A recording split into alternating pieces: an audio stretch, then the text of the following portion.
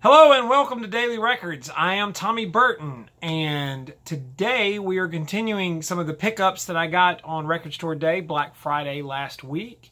And another news, just as a side note, a little bit of housekeeping. I'm using a new camera app, seeing if this helps some of the autofocus that I was having, some of the issues. So let me know down below in the comments if you feel like this video overall is a sort of improvement over the last videos I've done.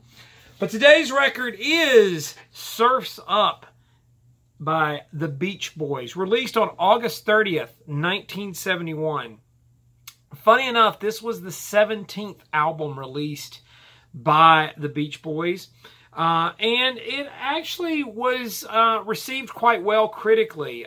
It did reach the top 30 on the album charts, on the U.S. album charts, and it was really one of their better performing albums in the United States since 1967.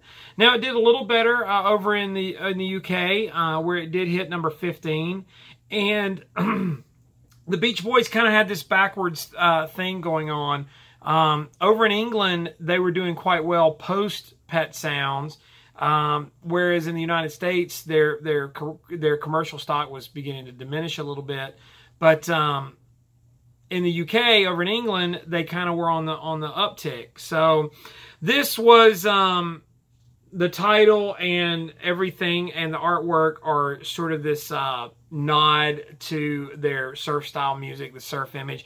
This is not a surf album, however. So if you're expecting those fun and sun harmonies, girls, cars, beaches, all of that stuff, not really here. It's actually named after the closing track on the album, which is Surf's Up. Now, a lot of my Smile, Brian Wilson fans know the track Surf's Up because it was an outtake from the Smile sessions. Not released in 1967.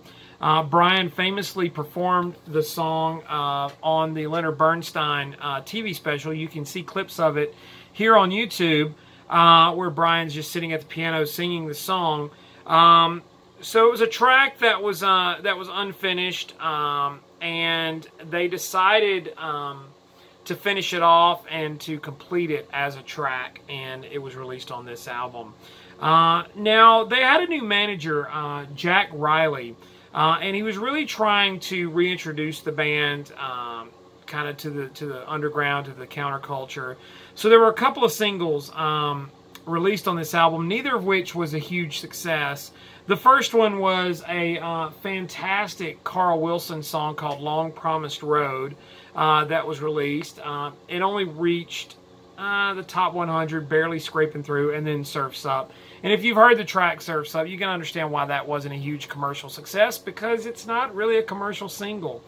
But the album has gone through a little bit of a critical sort of revamping, and it's been listed as one of the top 1001 albums you must hear before you die. One of the great albums of the 70s. So this definitely as an album holds up very well. Now, Brian Wilson was involved in the album, as I mentioned before, the title track, Surf's Up. Also, the beautiful ballad, Till I Die. Just a 1-2 punch closing the album, Till I Die. Beautiful Beach Boy harmonies, heartbreaking Brian Wilson lyric, just really, really nice. Also, a pretty decent pop song on the album is Disney Girls by Bruce Johnston. Really, really neat song. Also a song called Feel Flows, which is another kind of Carl Wilson, very much kind of in the vein of Long Promised Road, not too different from that. And I'm going to mention this because I mentioned it in my Finds video, but the song Student Demonstration Time, which is probably Michael Love at his absolute worst. It tries to be a little too counterculture. I don't know. It's very self-aware, and it just comes across as really, really terrible in my opinion. It's one of the worst Beach Boys songs ever made, I think. Tries to be a little bit of a hard rocker. I know it's got its fans, but I'm not one of them. So the only real weak track on an otherwise fantastic Beach Boys album. So, Surf's Up by the Beach Boys, today's daily record. Like, comment, share, subscribe. Follow me on Instagram and Twitter. It's TommyBurton75. In the meantime, I'll see you all again tomorrow with another daily record.